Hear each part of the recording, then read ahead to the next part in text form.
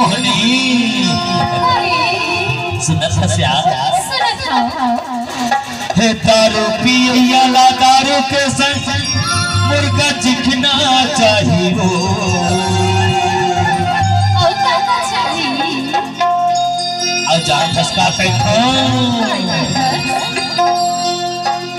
प्यार कर याला चोरी चोरी मांगना चाहिए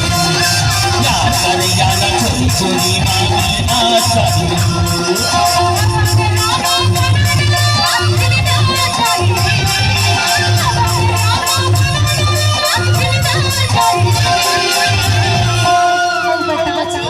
बता ना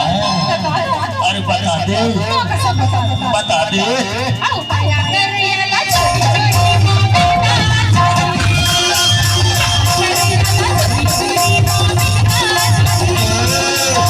दारू से मुर्गा चिकना चाहिए दारू पिया दारू से मुर्गा चिकना चाहिए और बताओ लब कर याला चोरी चोरी मांगना चाहिए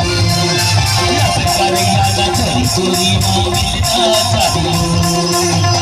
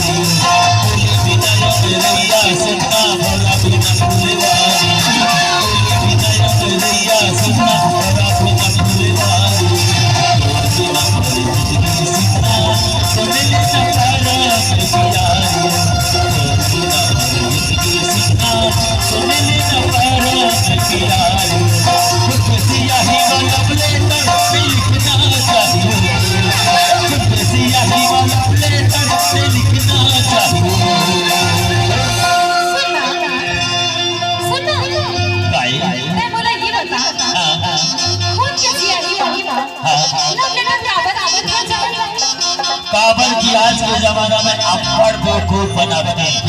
सही बात। अरे मैं तोला खुद बेवकूफ बनाए रह जानतस कैसे एक तो कोरा कागज में तोला खून भरे भरे लिखे रहेला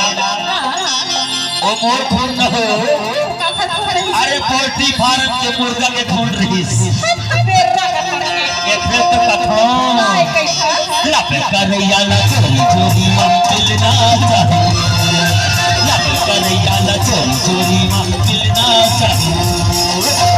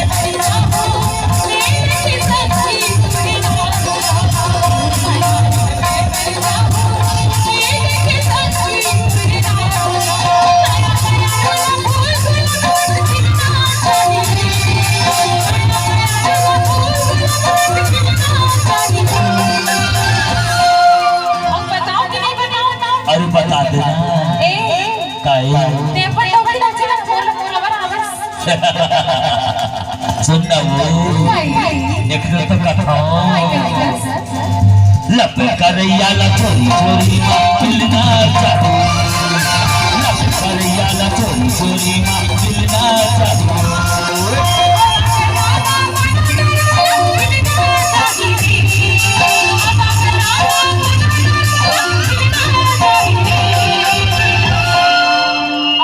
बता देना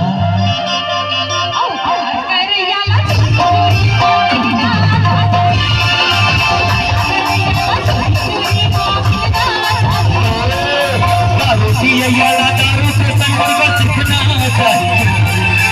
दारू पियैया दारू से संगत दिखना चाहिए और सुंदर डार्लिंग प्यार का रैया चोरी चोरी